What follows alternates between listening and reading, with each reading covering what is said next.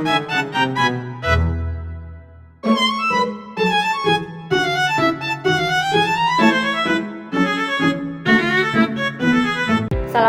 warahmatullahi wabarakatuh. Nama saya Dinda Rizky, NPM 224111901, semester 5 tingkat 3, program studi Pendidikan Agama Islam, Fakultas Agama Islam.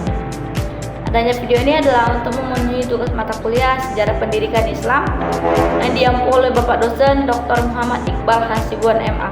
Video ini saya akan memperkenalkan 3 tokoh pendidikan di Indonesia. Yang pertama ada Dr. Sutomo, atau nama lengkapnya adalah Subroto, dan dia lebih dikenal sebagai Dr. Sutomo.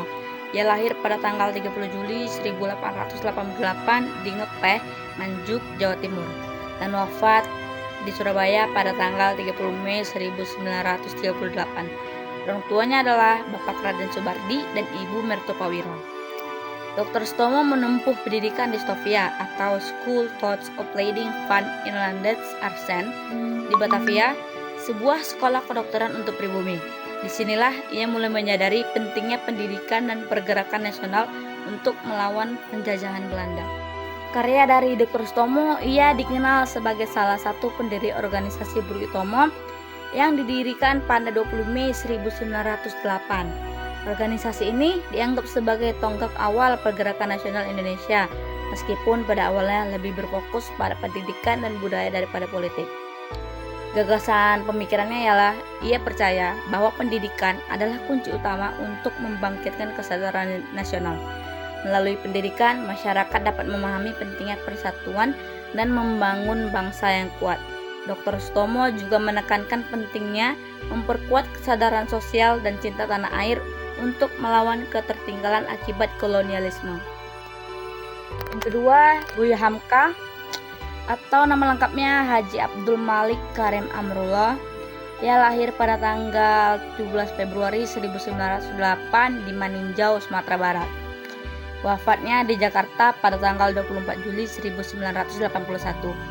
Ayahnya adalah Abdul Karim Amrullah atau Haji Rasul, seorang ulama reformis Islam yang terkemuka di Minangkabau, dan ibunya adalah Sofia.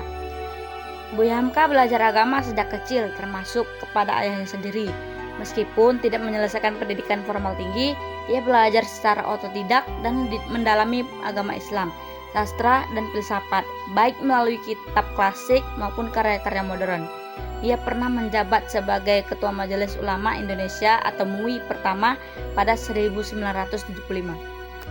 Karya dari Buya Hamka ada beberapa novel dan buku tafsir, seperti Tenggelamnya Kapal Panderwick pada tahun 1939 dan Di Bawah Lindungan Ka'bah pada 1938. Dan tafsirnya ada Tafsir Al-Azhar dan ada buku Tasawuf Modern. Gagasan dari pemikirannya Buya Hamka di dalam bukunya di Tasawuf Modern bahwa ajaran Islam dapat diterapkan secara praktis untuk menghadapi tantangan kehidupan modern. Islam menurut Hamka bukan hanya agama, tetapi juga cara hidup yang mendorong kemajuan dan kebahagiaan dunia dan akhirat. Yang ketiga atau yang terakhir, Prof. Dr. Sultan Takdir Alis Jabana.